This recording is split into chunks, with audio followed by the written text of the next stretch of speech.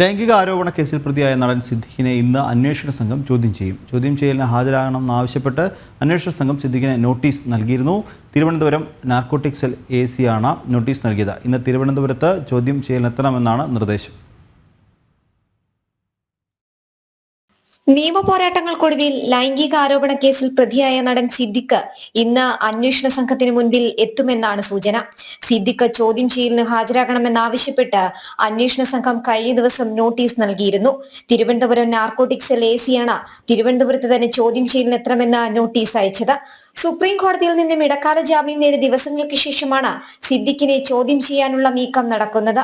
നടിയെ ബലാത്സംഗം ചെയ്തെന്ന കേസിൽ ചോദ്യം ചെയ്യലിന് ഹാജരാകാമെന്ന് നടൻ സിദ്ദിഖ് പ്രത്യേക അന്വേഷണ സംഘത്തെ അറിയിക്കുകയായിരുന്നു. നടന്റെ മുൻകൂർ ജാമ്യ ഹർജിയിൽ ഈ മാസം 22-ന് സുപ്രീം കോടതി വിശദവാദം കേൾക്കാനിരിക്കെയാണ് ചോദ്യം ചെയ്യലിന് ഹാജരാകാമെന്ന് ഇമെയിൽ വഴി അറിയിച്ചത്.